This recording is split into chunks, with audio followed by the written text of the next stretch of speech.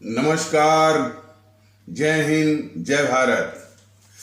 भारतीय अवाम ताकत दल अपने भारतीय भाई बहनों अर्थात अपने देश भारत की जनता अर्थात अपनी भारतीय अवाम से भारतीयता आधारित आपसी श्रद्धा, भारतीयता आधारित आपसी स्नेह, भारतीयता आधारित आपसी प्रेम, भारतीयता आधारित आपसी अखलाक मोहब्बत, भारतीयता आधारित आपसी सहयोग, भारतीयता आधारित आपसी सम्मान, भारतीयता आधारित आपसी एकता, भारतीयता आधारित आपसी भाईचारा तथा भारतीयता आधारित आपसी सद्भाव को समझने व उसे आत्मसात करके वैसा ही और उसी अनुसार आचरण एवं व्यवहार करने हेतु और इसके समस्त भारत में प्रचार प्रसार करने हेतु और इसकी अहमियत और महत्व को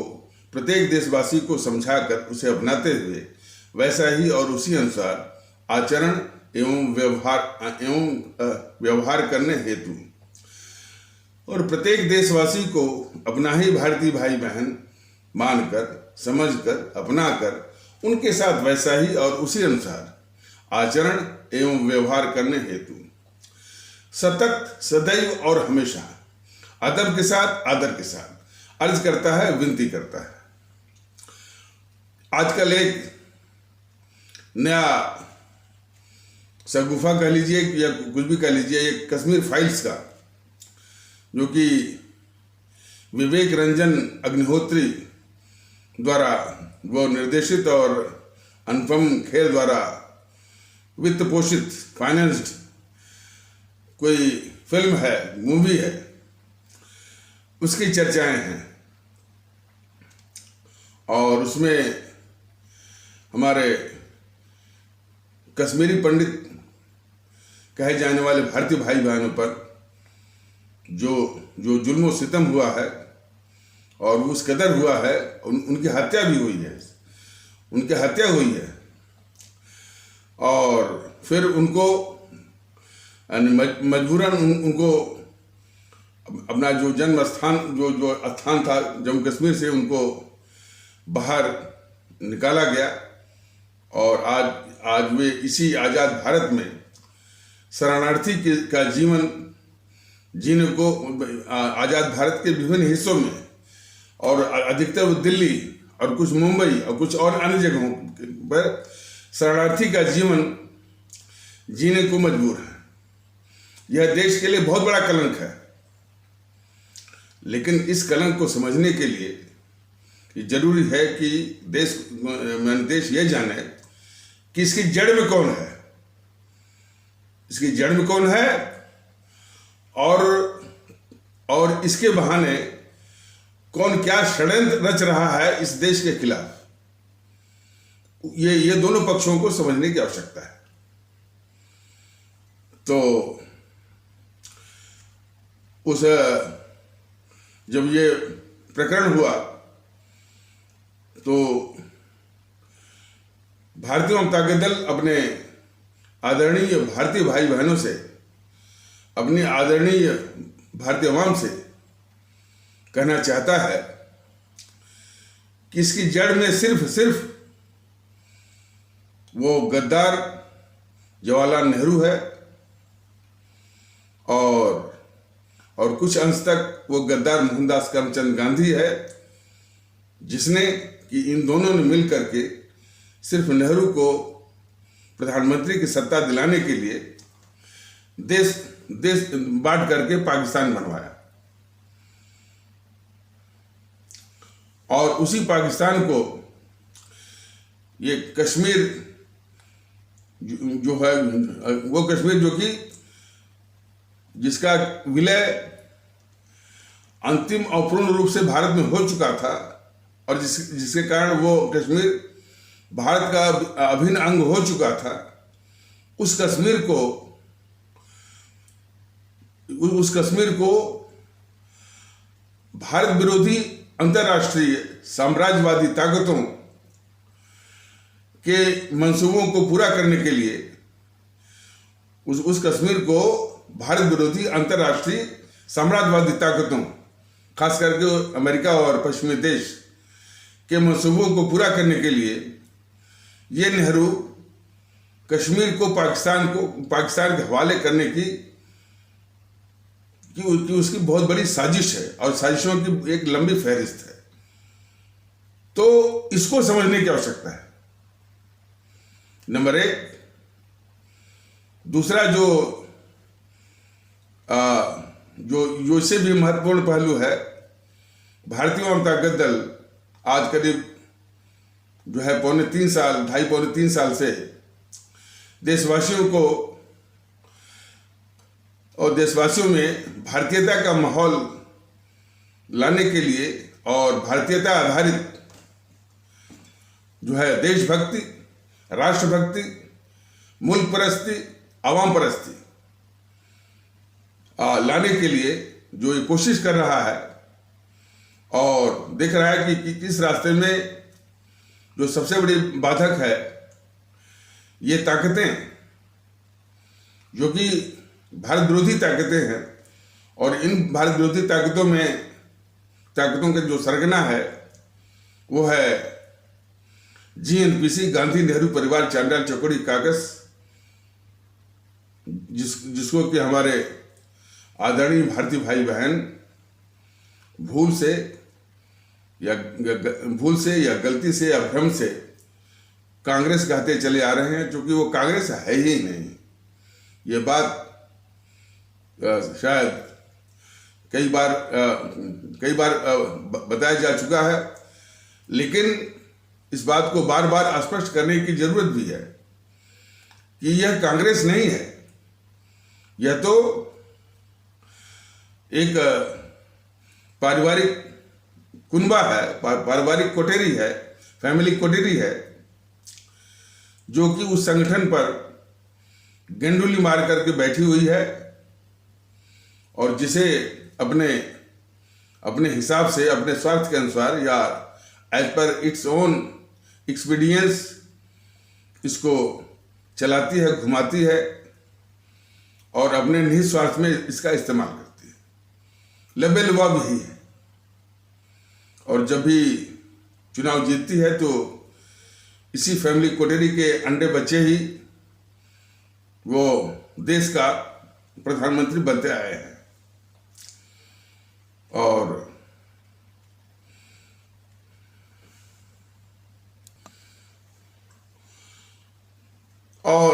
ये जो है जो इसका चाल चरित्र और चेहरा के कारण जो है यह गांधी नेहरू परिवार चांडाल चौकड़ी काकस ही है, यह कांग्रेस नहीं है। कांग्रेस तो तब थी जबकि इसमें किसी वक्त में पंजाब केसरी लाला लाजपत राय और लोकमान्य बाल गंगाधर तिलक और परम आदरणीय राष्ट्र महानायक, राष्ट्रभक्त शिरोमणि नेताजी सुभाष चंद्र बोस, M.A. अंसारी इत्यादि महान राष्ट्रवादी नेता इसमें थे। तब वो कांग्रेस थी कुछ हद तक, लेकिन ये कांग्रेस नहीं है। ये तो गांधी नेहरू परिवार चांडाल चौकड़ी काकस है। अपने जो है चाल चरित्र, चेहरा और DNA और फितरत के अनुसार। तो ये भारतीय आवाम ताकत दल को अब इस देश में भारतीयता आधारित एकता, भारतीयता आधारित भाईचारा, भारतीयता आधारित आपसी एकता, भारतीयता आधारित आपसी भाईचारा, भारतीयता आधारित आपसी सद्भाव को लाने की जो कोशिश ये भारतीय आवाम ताकत दल कर रहा है, और इसमें प्रसन्नता का विषय है कि हमारी जो आदरणीय भारतीय आवाम है अब इसके महत्व को समझने लगी है और समझने वालों की तादाद भी बढ़ रही है, इसका प्रसार भी हो रहा है। तो और हो रहा है तब ये कुनबा जो देश विरोधी कुनबा है, ये चौकन्ना हो गया है। अब इसको भारतीय एकता को रोकने के लिए तरह तरह के ये षड्यंत्र जो है वो उठ रहे हैं, तरह तरह के षड्यंत्र जो है किए जा रहे हैं। और उन षड्यंत्रों में जो उनका मुख्य मंसूबा है और जो कि बराबर करते आए हैं कि हमारे देश में नफरत का माहौल अधिक से अधिक रूपों में, अधिक से अधिक अंशों में और अधिक से अधिक मात्रा में और अधिक से अधिक जो है डिग्री में होता रहे, और उसी नफरत के आधार पर और नफरत के बूते जो है ये हमारे भारतीय समाज को कमजोर करते रहे और हमारे देश को अंदर से हमेशा कमजोर बनाए रखें। ये इन सबों की एक साजिश है और इसी कमजोर भारत पर ही जो है ये सत्ता हथियाने की साजिश जो है, ये देश विरोधी ताकतें उसमें जिसका कि सरगना ये जेएनपीसी है और उसी के समकक्ष जो है वामदल हैं, और वामदलों की और जेएनपीसी की हमेशा उनको गठजोड़ रहा भी है। और भी जो इसके डिजेनरेटिव प्रोडक्ट्स हैं, ये समाजवादी पार्टी से लेकर के बहुजन समाज पार्टी से लेकर के Rashtriya Janata Dal, TMC, Shiv Sena, NCP, DMK, TDP, Akali इत्यादि जो है वो भी इन्हीं के आसपास इर्द गिर्द घूमते रहते हैं। तो ये सभी जो है भारतीय एकता के और इस देश के ये शत्रु बने हुए हैं। इसलिए इस देश में नफरत यानी जिन भारतीय भाई बहनों के बीच में आपसी सद्भाव होना चाहिए, कैसे साथ में रहें, इसकी आदत जो है डालनी चाहिए। लेकिन ये ताकतें किसी न किसी प्रकार से वो आपसी नफरत वो फैला करके हमारे भारतीय समाज को कमजोर करने की और हमारे देश को परमानेंट जो है कमजोर रखने की इनकी साजिश है। और इसी साजिश को तोड़ने के लिए भारतीय जनता दल ने भारतीयता आधारित आपसी श्रद्धा, आपसी स्नेह, आपसी एकता, आपसी भाईचारा, आपसी अखलाक मोहब्बत, आपसी सहयोग, आपसी सम्मान और आपसी सद्भाव इत्यादि स्थापित करने के लिए ये कोशिश कर रहा है। और ये देश में नफरत फैलाने की साजिश कर रहे हैं। उन्हीं साजिशों में ये है जो कि कश्मीर फाइल्स जो है वो फाइल्स भी है सिर्फ नफरत फैलाने के लिए। ये कश्मीर फाइल जिसको जरूरत थी कि कम से कम इस कश्मीर में जो ये दुखद घटना हुई कि हमारे कश्मीरी पंडित कहे जाने वाले भारतीय भाई बहनों को किन हालातों में मजबूर किया गया अपना स्थान जम्मू कश्मीर से छोड़ने पर, और इसी आज़ाद भारत में जो है ये शरणार्थी का जीवन जीने को मजबूर किया गया, जिसकी जड़ में वो गद्दार नेहरू है। इसको न दिखा करके फिर हिंदू मुस्लिम के बीच में नफरत ये साजिश जो है स्पष्ट जो है परिलक्षित होती है और झलकती है। तो इस विषय में जो है जो वो कश्मीर फाइल्स का जिक्र पूरे देश में चल रहा है, तो ये जेएनपीसी गांधी नेहरू परिवार चालना चौकड़ी किस तरह से ये माहौल बना रही है उसका भी नमूना आप लोग देखिए। उसकी जड़ में नेहरू है। इस तथ्य से लोगों का ध्यान भटकाने के लिए कैसे कैसे वो स्वांग रच रही है कैसे कैसे तर्क गढ़ रही है और कैसे कैसे इन तर्कों के आधार पर बहाने बना रही है सिर्फ गद्दार नेहरू को बचाने के लिए। बड़ा तर्क उसका यह है कि जिसमें यह घटना हुई 1990 में, उसमें विश्वनाथ प्रताप सिंह की सरकार थी जिसको कि भारतीय जनता पार्टी समर्थन कर रही थी बाहर से, इसलिए ये जिम्मेदारी जो है वो विश्वनाथ प्रताप सिंह या उनकी सरकार या उनको समर्थन देने वाले जो है बीजेपी पर है। और इस तरह का वो तर्क वो गढ़ रही है। और एक नमूना और देखा गया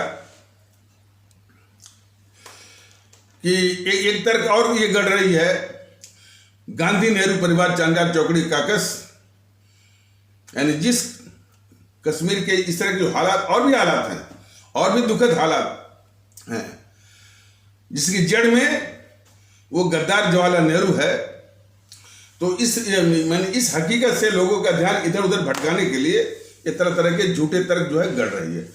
तो दूसरा तर्क इसमें ये दे रही है कि वो कश्मीरी पंडित कहे जाने वाले भारतीय भाई बहनों को उतनी तकलीफ नहीं हुई है, बल्कि और भी तबके हैं उसे जम्मू कश्मीर में, जिसमें कि हमारे इस्लाम आस्था वाले भारतीय भाई बहन भी आते हैं, और भी तबके हैं, उनके साथ भी बहुत अन्याय हुआ है, वो हुआ है, तो उसमें इसको छिपाया गया है। बल्कि एक यूट्यूब में देखा गया कि जिसमें कि बरखा दत्त, उस समय बरखा दत्त वो रिपोर्टर थी, तो इस घटना जिस घटना में हमारे घटना क्या थी, देखिए जो भारतीय जनता दल ये बताना चाहता है कि जो हमारे कश्मीरी पंडित कहे जाने वाले भारतीय भाई बहनों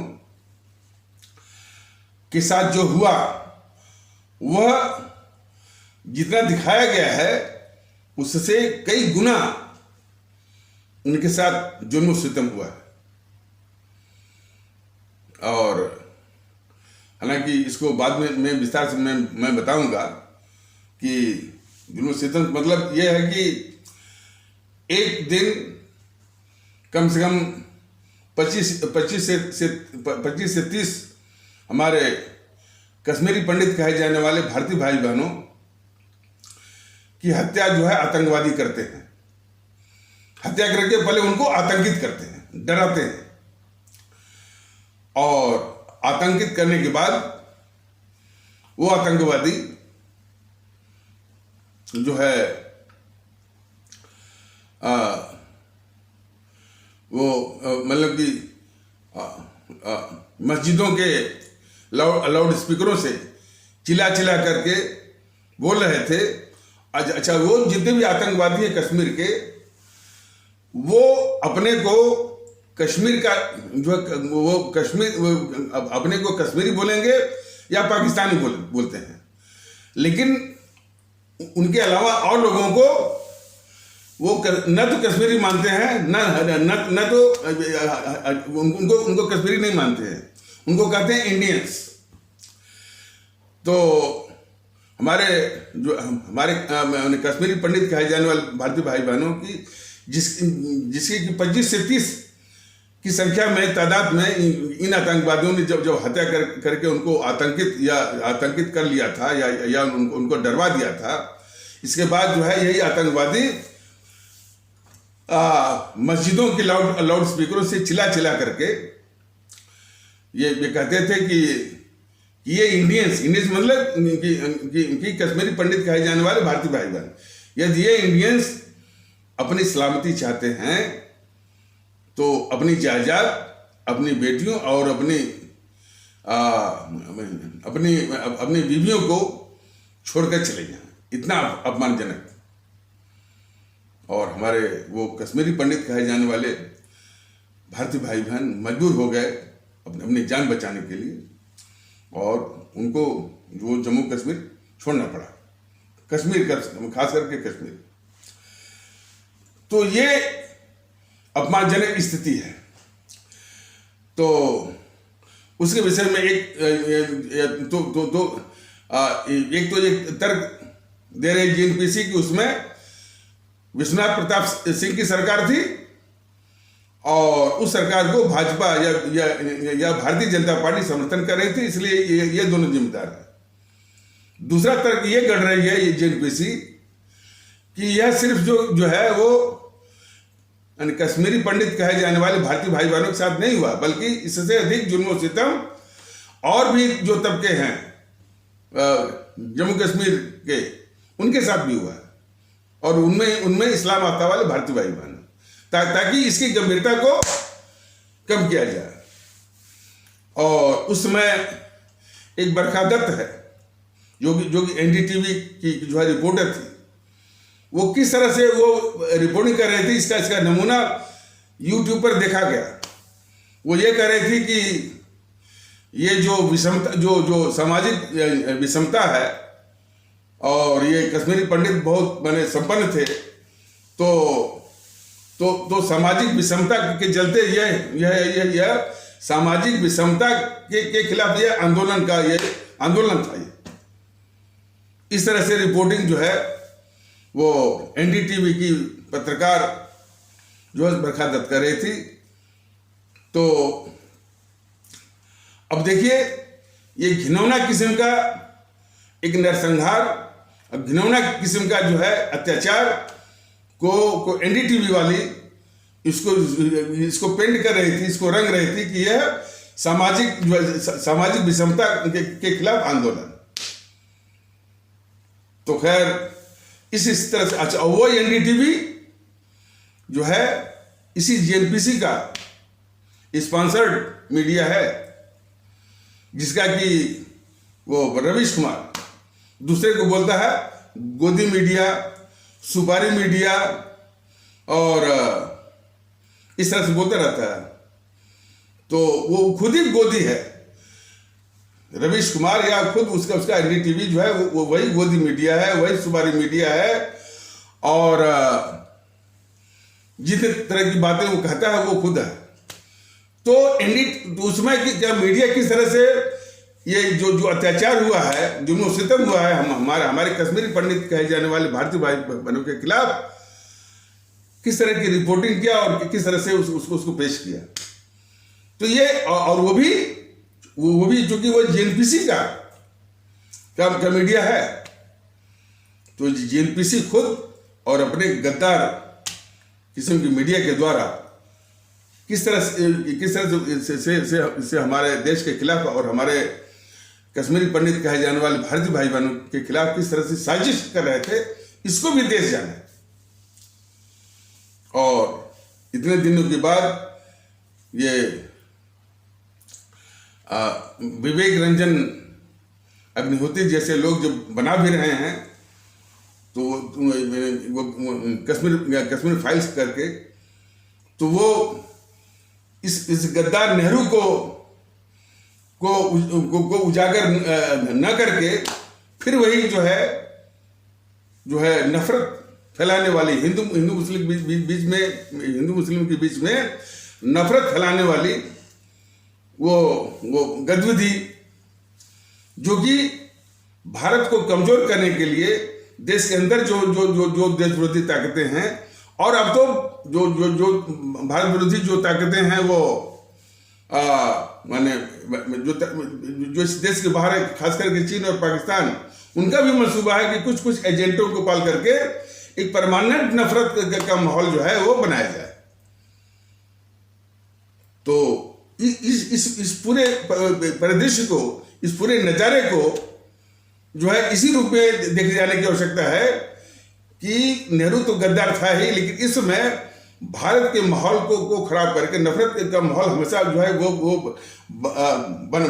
बनाए रख करके भारतीय समाज को और भारत को परमानेंटली कमजोर रखा जाए, ये साजिश चल रही है जो है 4 वर्ष से।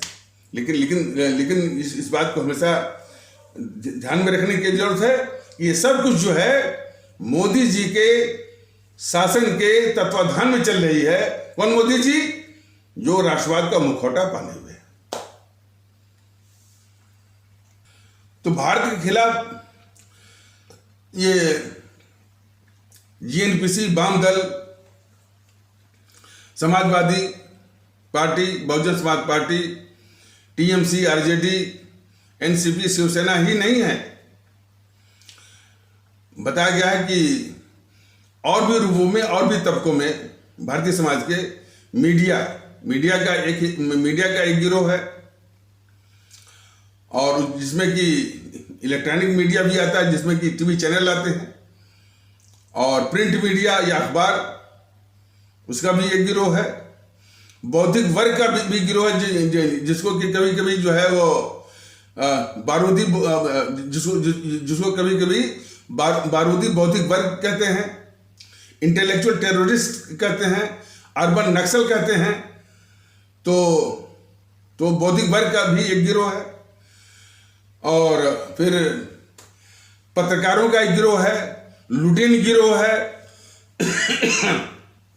पीएफआई, सिमी, एसडीपीआई का गिरोह है, और छोटे किस्म के जो है मीडिया, जिनके टैबलॉइड्स कहते हैं, ये द वायर, कारवा, द प्रिंट, द क्विंट, जो कि भारत विरोधी अंतर्राष्ट्रीय साम्राज्यवादी ताकतों की मीडिया से मिलकर के बराबर भारत को झूठी और आधारहीन रची हुई कहानियों के आधार पर भारत को बदनाम करना, और कोई न कोई बहाने जो है आंदोलन खड़ा करके जो है इसकी आर्थिक गतिविधि को जो है वो रोकना, और भारत को हमेशा जो है अस्थिरता में रखना, ये साजिश।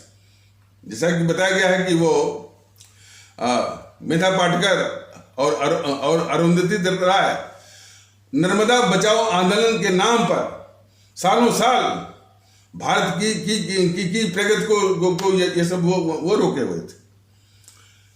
तो ये सारी ताकतें जो है मोदी जी के तत्वाधान में ये सब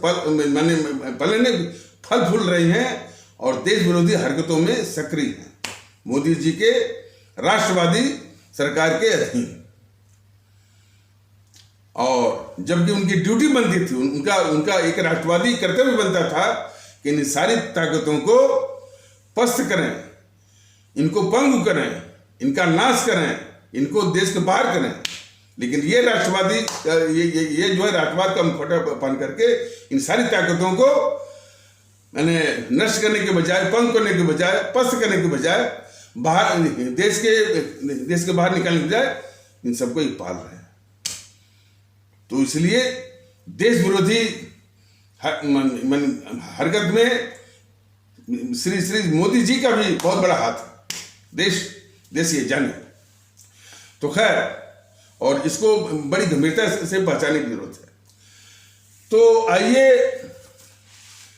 जो है कश्मीर के संबंध में नेहरू की जो, अच्छा यही नहीं, इतना ही नहीं, इस कश्मीर फाइल को देख करके और भी लोग, खास करके दक्षिण भारत के लोग कह रहे हैं कि हम जो है एक ब्राह्मण फाइल बनवा रहे हैं। और ब्राह्मण फाइल जो यानी 5000-6000 वर्षों से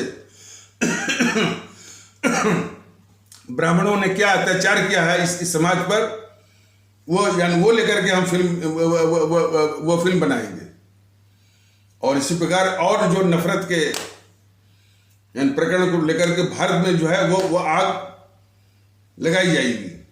इस तरह की भी चेतावनी और संकेत मिल रहे हैं इस देश को, जबकि देश को सिर्फ नेहरू पर फिल्म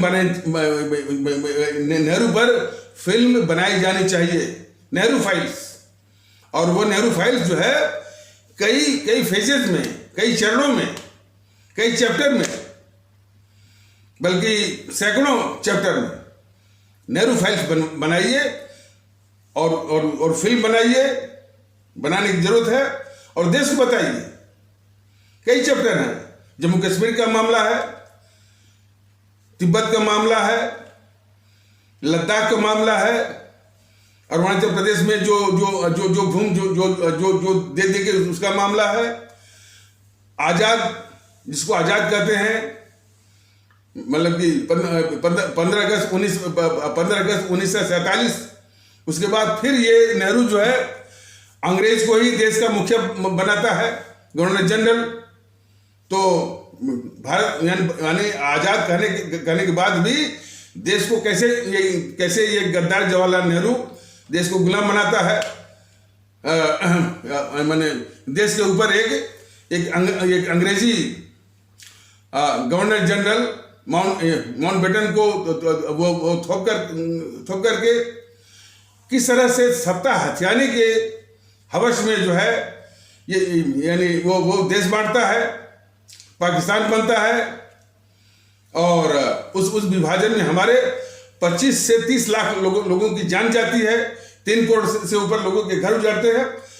तमाम अध्याय हैं इस नेहरू फाइल, ये नेहरू पर फिल्म बना और नेहरू फाइल्स करके तो कई फेजेज में मोटी मोटी पुस्तकें भी बन सकती हैं और फिल्में भी बन सकती हैं। और देश जो है इस नेहरू की गद्दारी से वाकिफ भी हो जाएगा और तब देश विरोधी ताकतों को यानी भारत की धरती से उसे उखाड़ने में मदद भी मिलेगी।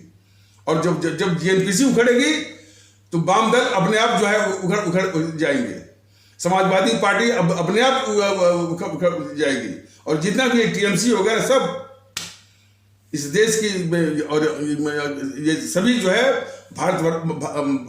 राष्ट्र भारतवर्ष की पावन धरती से वो उखड़ जाएंगे। तो ये बहुत जरूरी है नेहरू फाइल्स बनाया जाए और कई चरणों में, कई फेजेज में, कई वॉल्यूम में। तो चलिए कुछ नमूने कश्मीर को लेकर के जो नेहरू की क्या गद्दारियां थी उसके पास नमूने हालांकि किसी एपिसोड में बताया गया रहा होगा, लेकिन फिर से जब ये प्रकरण आया है तो जम्मू कश्मीर के मामले में नेहरू की क्या गद्दारियां हैं उसका सिर्फ नमूना।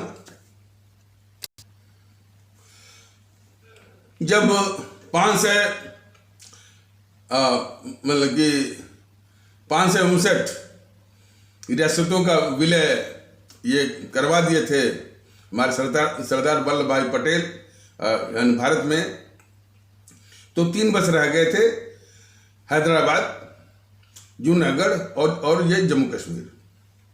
ये तीनों कह रहे थे कि भाई हम जो है वो स्वतंत्र रहेंगे। तो खैर जूनागढ़ और हैदराबाद कैसे इन्होंने सामदाम दंड भेद लगाया सरदार पटेल ने, और बहुत बड़े वो जो है कूटनीतिज्ञ थे, उन्होंने इसको मिलाया। अब रह गया जम्मू कश्मीर। जम्मू कश्मीर वाला कह रहा था कि हम मिलेंगे नहीं, न तो भारत में न तो पाकिस्तान में। तो जैसा कि बताया गया है कि ये वो अंतर्राष्ट्रीय साम्राज्यवादी ताकतें हैं भारत विरोधी, खास करके पश्चिमी देश और अमेरिका, वो उनकी साजिश थी, उनका मंसूबा था कि जम्मू कश्मीर पाकिस्तान के पास होना चाहिए, तब वो वहां पर अपना सामरिक जो है मंसूबा जो है वो पूरा कर सकते हैं, अपने हथियार और सैनिक अड्डा जो भी है वो पूरा कर सकते हैं। इसलिए जम्मू कश्मीर पाकिस्तान के कब्जे में होना चाहिए। इस तरह का मंसूबा जो है वो लागू करना चाह रहे थे ये पश्चिमी देश और अमेरिका वगैरह। तो उन्हीं के मंसूबों को पूरा करने के लिए यह जो है गद्दार जवाहरलाल नेहरू किस प्रकार जम्मू कश्मीर जो कि भारत का अभिन्न अंग हो चुका था, क्योंकि उसका विलय जो है उसी प्रकार जिस प्रकार की यानी 559 रियासतों का विलय जो है भारत में सरदार पटेल ने करवाया था। मैंने उस इंस्ट्रूमेंट ऑफ एक्सेशन के जरिए यानी विलय संधि पर हस्ताक्षर करते ही जो विलय संधि पर रियासतों के मुखिया के द्वारा हस्ताक्षर करते ही वो रियासत जो है भारत में मिली थी। तो उसी प्रकार जो है जम्मू कश्मीर का भी विलय भारत संघ में हो चुका था, में किया गया था। तो अब और मंसूबा किसका था? भारत विरोधी अंतर्राष्ट्रीय समाजवादी ताकतों का, अमेरिका और पश्चिमी देशों का। तो अब देखिए कैसे उसके इशारे पर ये गद्दार जवाहरलाल नेहरू जो है उनके मंसूबों को पूरा करता है। कि क्या मंसूबों को? कि कश्मीर को पाकिस्तान को सौंपा जाए। तो जब इसको गौर से सुनिएगा, हालांकि पता नहीं कि इस एपिसोड में पूरा हो पाएगा कि नहीं हो पाएगा। नहीं होगा तो अगले एपिसोड में भी हम बताएंगे। तो जब ये पाकिस्तान देखा या अंतर्राष्ट्रीय भारत विरोधी साम्राज्यवादी ताकतों ने देखा कि जम्मू कश्मीर रियासत का जो वो मुखिया है हरि सिंह, वो कह रहा है कि हम किसी में भी, चाहे पाकिस्तान में चाहे भारत में नहीं मिलेंगे। तो पाकिस्तान ने कबीलियों के भेष में जम्मू कश्मीर पर कब्जा करने के लिए अब अपनी सेना भेजा। कब भेजा? शायद 17 या 18 अक्टूबर 1947 को। तो फिर अब उसका सामना तो जो उनकी छोटी सी रियासत की सेना थी हरि सिंह की, वो तो सामना नहीं कर सकती थी। तो उनके सलाहकार भागे कोई MC महाजन करके थे शायद, उनके सलाहकार MC महाजन। तो MC महाजन भागे यहाँ पर आए, दिल्ली आए, और दिल्ली में वो नेहरू से मिले। नेहरू ने कहा कि नहीं, जो गृह मंत्री ये पटेल जी हैं, उनसे मिलिए। पटेल जी ने उनसे साफ कहा कि भाई भारत आपकी रक्षा क्यों करेगा?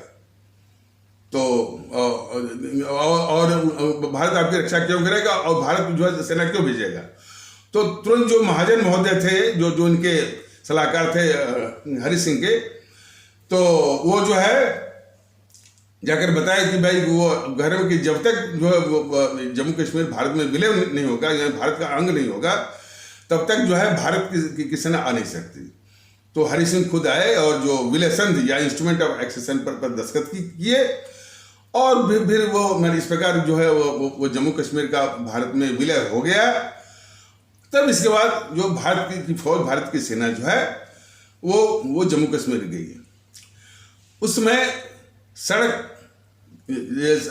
यातायात की सुविधाएं नहीं थी, बल्कि हवाई जहाज से ही जो है भारतीय सैनिक जो है जाते थे। और वहाँ का जो श्रीनगर का जो हवाई अड्डा भी ठीक नहीं था, तमाम धूल थी। तो उस धूल पर बार यानी पानी डाल करके, पानी जो है वो छिड़क करके उस हवाई अड्डे को जो है उतरने के लिए, लैंडिंग के लिए जो है बनाया जाता था। यानी बड़ी कठिनाई थी। तो भारतीय सेना को करीब 1.25 साल से ऊपर, माने कि जो है 17 या 18 अक्टूबर से जोड़ लीजिए, और 17 या 18 अक्टूबर 1947 से के बाद से जो है भारतीय सेना, अच्छा हाँ, जब वो विलय उनका हुआ तो भारतीय सेना जो है वो 19 अक्टूबर को गई थी वहाँ पर जम्मू कश्मीर में। तो 19 अक्टूबर से जनवरी या फरवरी 1949 तक बराबर जो है भारतीय सेना करीब 1.25 साल के ऊपर वो संघर्ष करती रही, और जम्मू कश्मीर के कोने कोने से, यानी पाकिस्तानी सेना जो कि कबीलियों के बेस में थे, उसको निकाल रही थी, और कामयाब भी हो रही थी। टाइम तो लगा, कामयाब हो रही थी। जब ये पश्चिमी देशों ने देखा, जो भारत विरोधी पश्चिमी देशों ने देखा कि जम्मू कश्मीर का विलय भी हो गया भारत में, और भारत की सेना जो है वो पाकिस्तानी सेना को वो खदेड़ भी रही है, और लगभग वो जो है खदेड़ चुकी है। और यदि भारतीय सेना को यदि रोका नहीं गया तो पूरा कश्मीर जो है वो भारत का हो जाएगा हमेशा के लिए। इसलिए उनका मंसूबा, पश्चिमी देशों का मंसूबा कि कश्मीर को पाकिस्तान के हवाले किया जाए, ये मंसूबा उनका पूरा नहीं हो पाएगा। तो इस गद्दार जवाहरलाल नेहरू का कुछ चक्कर, अनैतिक संबंध का चक्कर जो है, उस समय का जो गवर्नर जनरल माउंटबेटन की पत्नी बीबी जो है एडविनो माउंटबेटन से तमाम इस तरह के किस्से आते हैं, घटनाएं आती हैं। तो ब्रिटेन ने जो है वो माउंटबेटन और उसकी पत्नी एडविनो माउंटबेटन से कहलवाई कि किसी तरह से नेहरू को इन्फ्लुएंस करो और वो भारतीय सेना पर को रोके। तो एडविनो माउंटबेटन ने अपने जो कि अपने प्रेम के मैंने नाक फांस चुकी थी इस गद्दार जवाहरलाल नेहरू को दबाव डाला कि भाई जो है जो भारतीय सेना जो है जो कि जीत रही थी और पाकिस्तानी सेना को जम्मू कश्मीर के कोने कोने से निकाल रही थी, उसको रोको। तब ये गद्दार जवाहरलाल नेहरू सरदार पटेल जो कि उसमें भारत के गृह मंत्री थे और वही देख रहे थे जम्मू कश्मीर को, और उन्हीं की देख रेख में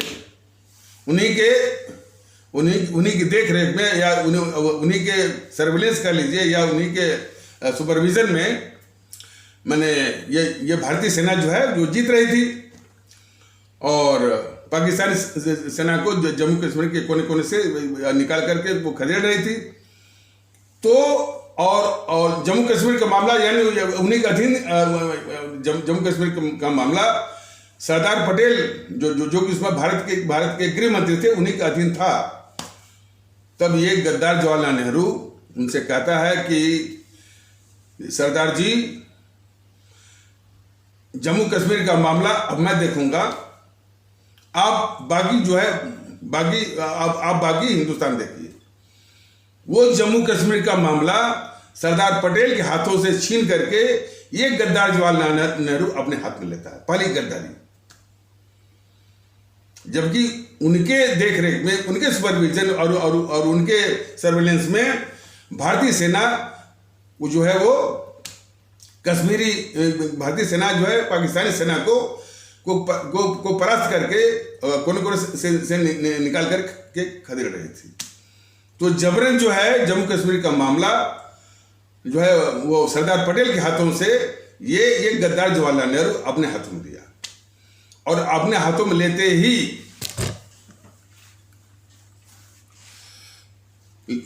इसने अपनी ही जीतती हुई भारतीय फौज पर एक तरफा यूनिलेटरल युद्ध विराम यूनिलेटरल सीज फायर कर दिया।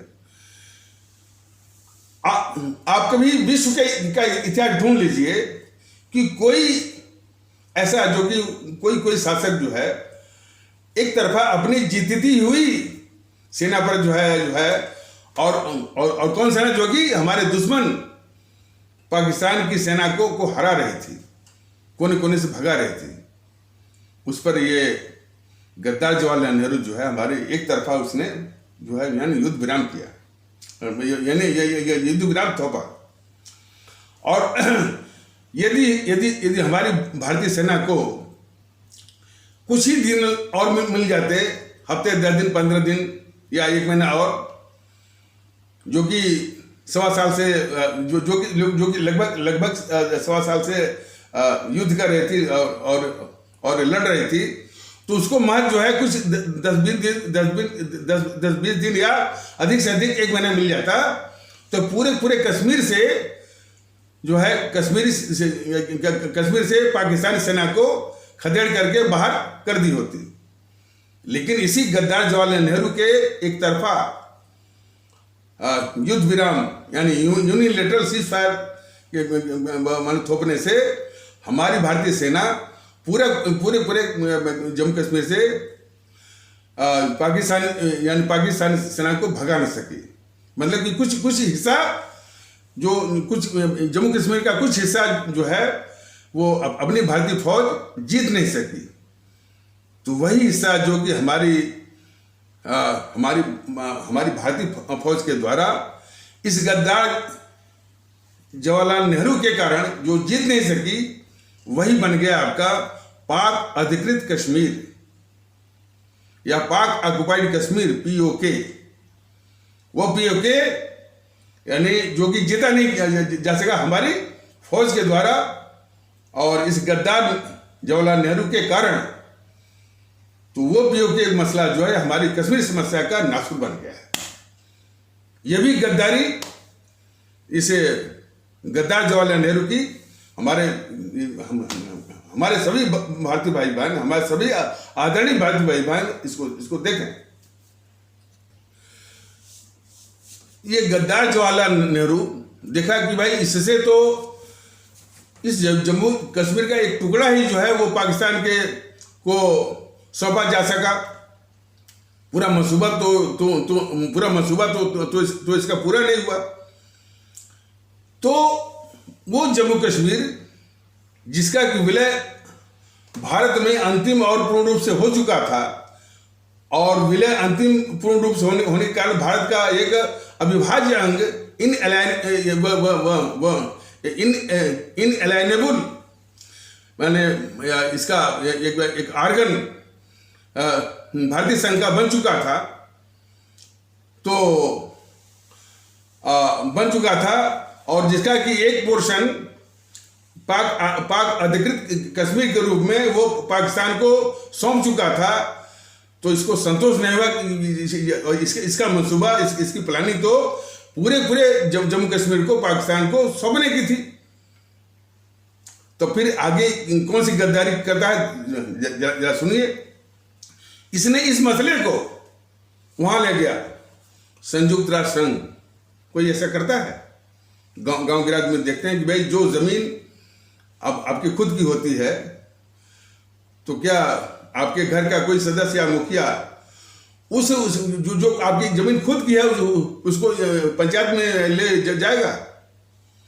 लेकिन यह पश्चिमी देशों के, जब भारत विरोधी पश्चिमी देशों या साम्राज्यवादी ताकतों के द्वारा भारत में दखल का दरवाजा खोलने के लिए ये गद्दार जवाहरलाल नेहरू जम्मू कश्मीर, कौन जम्मू कश्मीर जो भारत का अभिन्न अंग हो चुका था, उसको संयुक्त राष्ट्र संघ ले गया। ये गद्दार जवाहरलाल नेहरू। और संयुक्त राष्ट्र संघ में जब कोई जाता है तो कई उसमें अध्याय बने होते हैं। एक अध्याय होता है कि भाई आप यदि सहायता चाहते हैं तो वो बताइए, कोई आर्थिक सहायता है, कोई मेडिकल एड है, तो उसके लिए होता है, तो उसके लिए जो है चैप्टर 7 होता है, यानी अध्याय 7। उसके बाद एक चैप्टर 6 होता है जो दो देशों के बीच में कोई विवाद है, कोई मसला है। ये गद्दार जवाहरलाल नेहरू उसको चैप्टर 7 यानी अध्याय 7 में न डाल करके चैप्टर 6 में, जिससे कि भारत और पाकिस्तान के बीच में कश्मीर को एक विवाद जो है माना जाए, वहां डलवाया ये गद्दार जवाहरलाल नेहरू। इसकी गद्दारी तो आप देखिए। तो वहां पर जो है उसने चैप्टर 6 में, वहां पर चैप्टर 6 जो है इसका संयुक्त राष्ट्र संघ का या यूएनओ का उसमें डलवा, ताकि पाकिस्तान और भारत के बीच में ये जम्मू कश्मीर एक विवादास्पद मुद्दा माना जाए। कौन जम्मू कश्मीर? जो भारत का अभिन्न अंग हो चुका था। इस स्तर की गद्दारी इस जवाहरलाल नेहरू की हमारे देश के लोग जरा देखें और गौर करें। और जब देखा कि इससे भी काम नहीं बना, तो इसने जम्मू कश्मीर पर एक बहुत ही खतरनाक भारत विरोधी वक्तव्य दिया। उसने वक्तव्य यह दिया कि कश्मीर के भाग का फैसला कश्मीर के लोग जनमत संग्रह के द्वारा करेंगे। जनमत संग्रह माने प्लेबिसाइट के द्वारा करेंगे। तो ये गद्दार देश का सर्वाधिक गद्दार जवाहरलाल नेहरू इस तरह का वक्तव्य उसने यूं ही नहीं दिया था। उसके मन में मंसूबा क्या था, इसको पढ़ने की आवश्यकता है। तो इस गद्दार जवाहरलाल नेहरू को अच्छी तरह मालूम था कि जम्मू कश्मीर में हमारे इस्लाम आस्था वाले भारतीय भाई बहनों की मेजॉरिटी है, उनकी जो है वो यानी बहुसंख्यक हैं, अधिक संख्या में है। तो उन इस्लाम आस्था वाले भारतीय भाई बहनों को पाकिस्तान के पक्ष में झूठ और अफवाह के द्वारा बरगलाया जा सकता है, झुठलाया जा सकता है, बहकाया जा सकता है, और इस प्रकार पाकिस्तान के पक्ष में जनमत संग्रह लाया जा सकता है। इसी मंसूबे को ध्यान में रखते हुए उसने इस तरह इतना खतरनाक भारत विरोधी वक्तव्य दिया इसे गद्दार जवाहरलाल नेहरू ने कि कश्मीर के भाग का फैसला कश्मीर के लोग जनमत संग्रह या प्लेबिसाइड के द्वारा करेंगे। यही मंसूबा कि इस तरह से कि हमारे इस्लाम आस्था वाले भारतीय भाई बहन वो जम्मू कश्मीर के जो कि मेजॉरिटी में है, जो कि बहुत संख्या में है, उनको मैंने झूठ और अफवाह, और हमेशा ये तो बराबर मैं कहता हूँ कि हमारे इस्लाम आस्था वाले भारतीय भाई बहनों की एक परमानेंट कमजोरी है कि वह जेएनपीसी के द्वारा फैलाए गए झूठ और अफवाह का शिकार सबसे पहले और सबसे अधिक होते हैं। तो इसी कमजोरी का ध्यान रखते हुए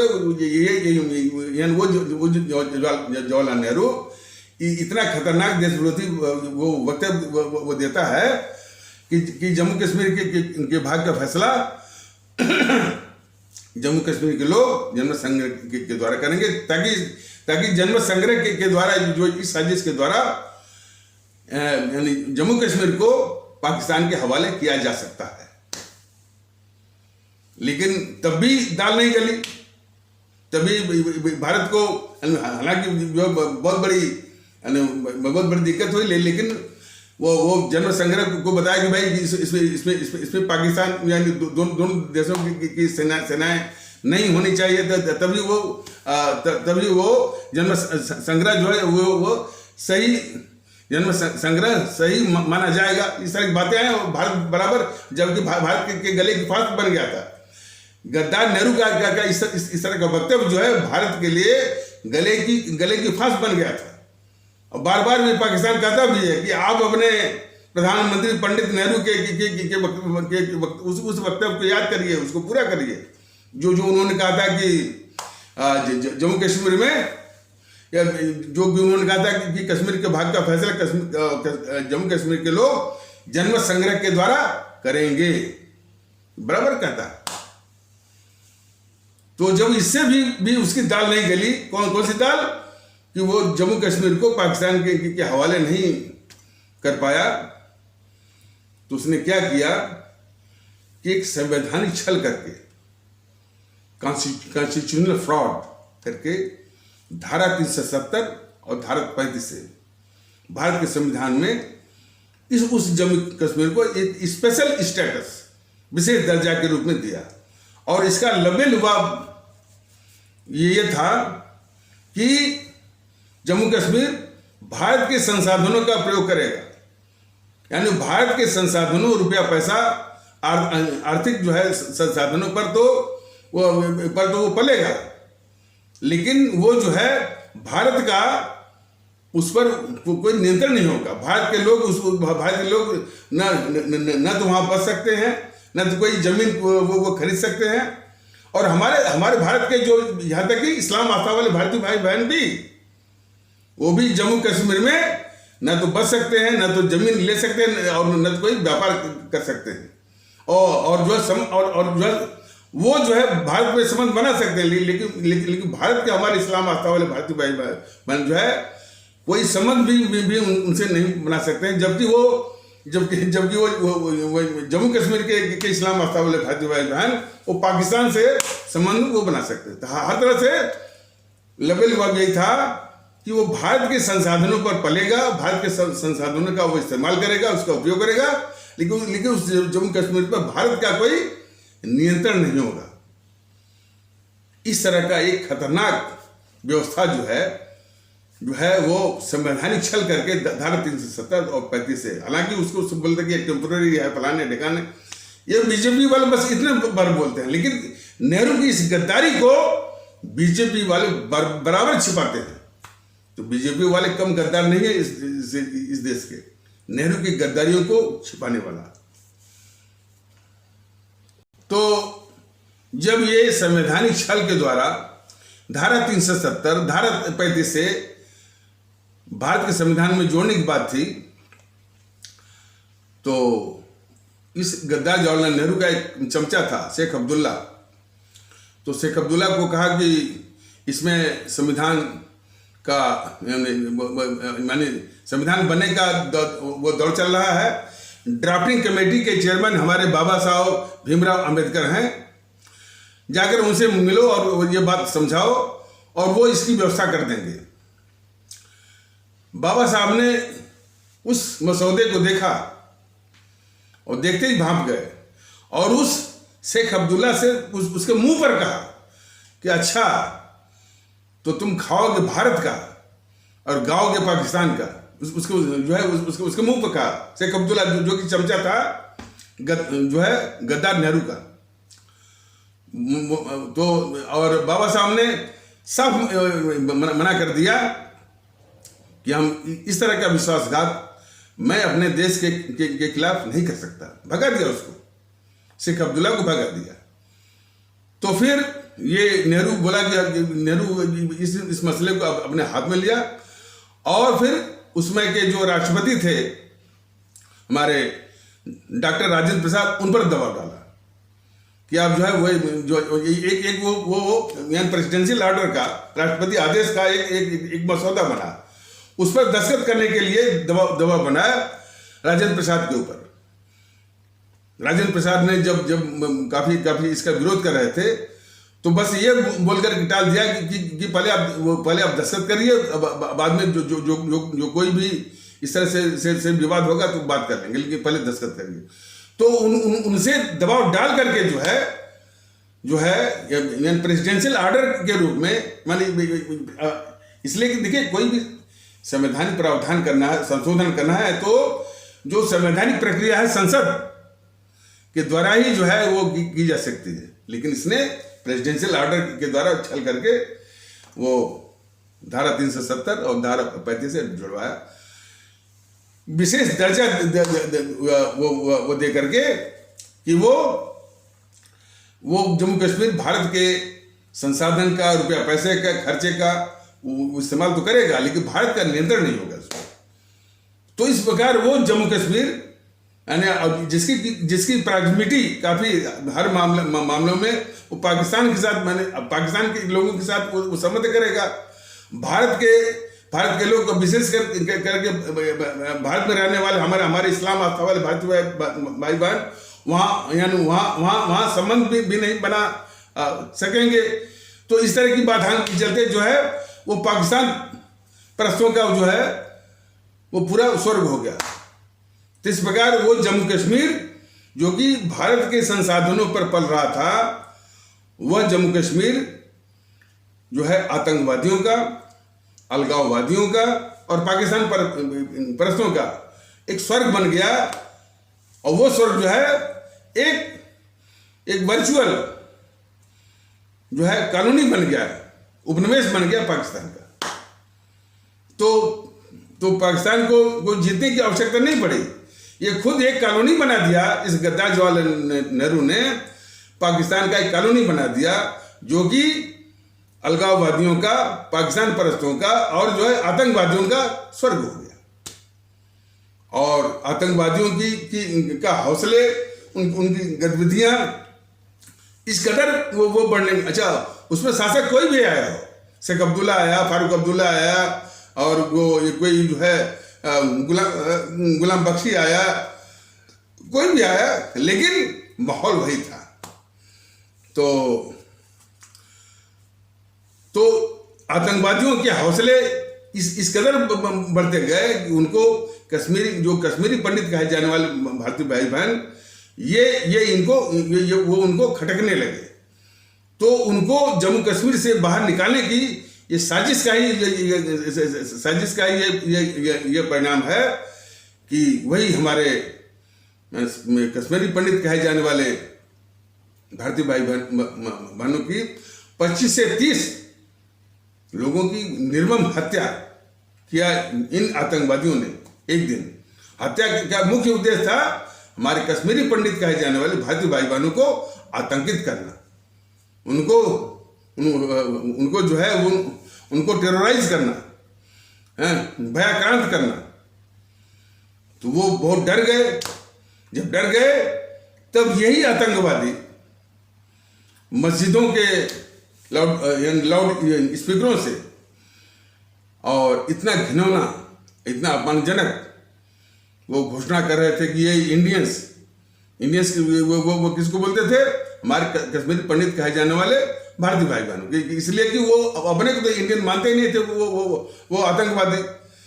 तो बाकी लोगों को जो वो इंडियन बोलते थे कि ये इंडियंस यदि मैंने आतंकित करने के बाद जो चिल्ला करके जो मस्जिदों के लाउड स्पीकरों से चिल्ला करके ये चिल्ला रहे थे कि ये इंडियंस यदि अपनी सलामती चाहते हैं तो अपनी जायदाद, अपनी बेटियों और अपनी बीवियों को छोड़ करके यहाँ बीवियों को छोड़ते हैं यहाँ पर और जम्मू और कश्मीर से निकल जाएं।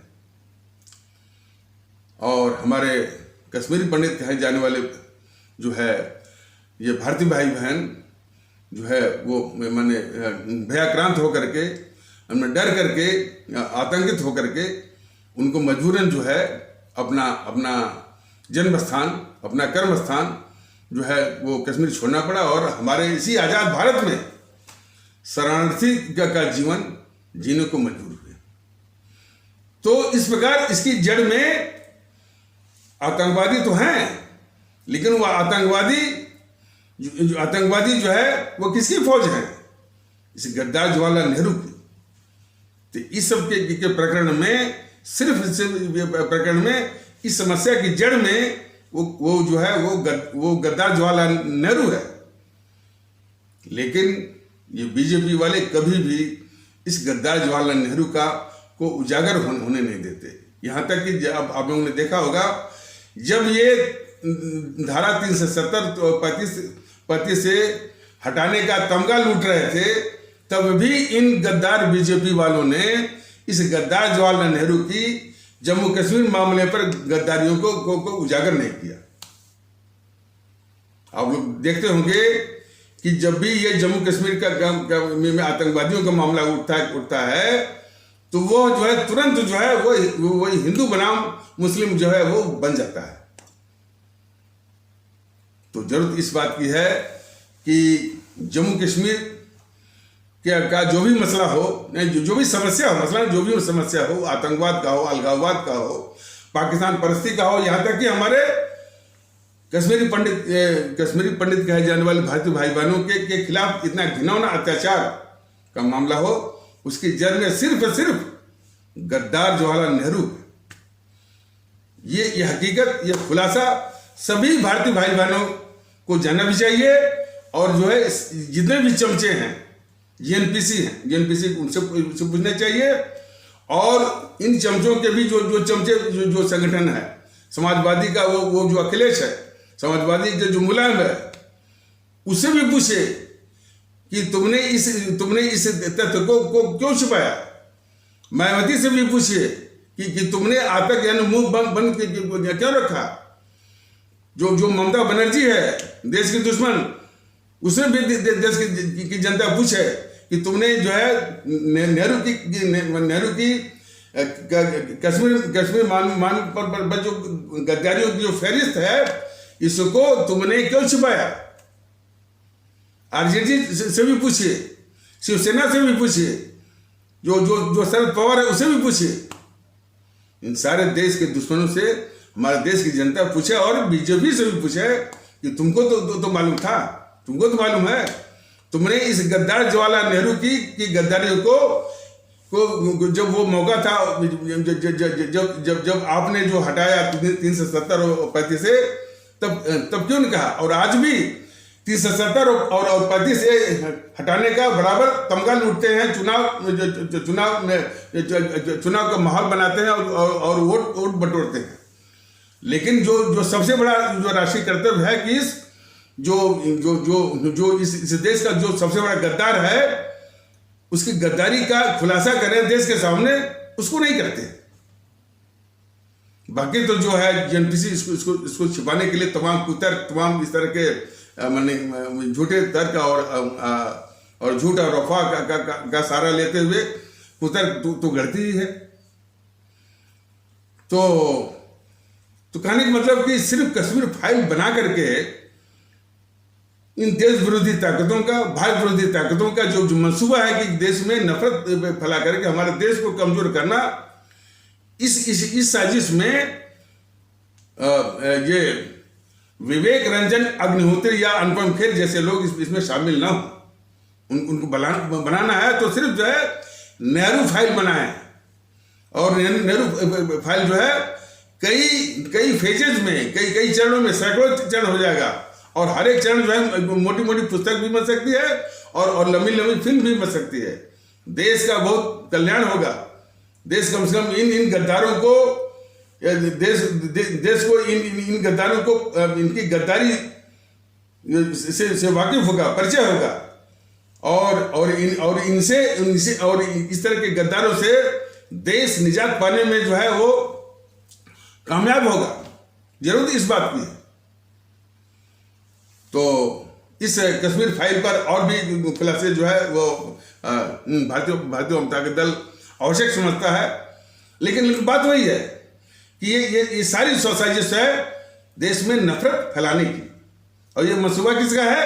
इन देश विरोधी ताकतों का और भारत विरोधी अंतर्राष्ट्रीय ताकतों का, जैसे चीन है, पाकिस्तान। इन ताकतों के नफरत फैलाने के मंसूबों को, यानी वो उसको विफल करना है। हमारे सभी भारतीय भाई बहनों को भारतीयता के आधार पर एक हो करके, तो आप सभी लोग भारतीयता के आधार पर एक होइए, और भारतीयता आधारित आपसी श्रद्धा, आपसी प्रेम, आपसी सद्भाव, आपसी एकता, आपसी भाईचारा, आपसी इखलाक मोहब्बत, इसको स्थापित करिए, और इन सभी देश विरोधी ताकतों के मंसूबों को जो है ध्वस्त करिए, निष्फल करिए।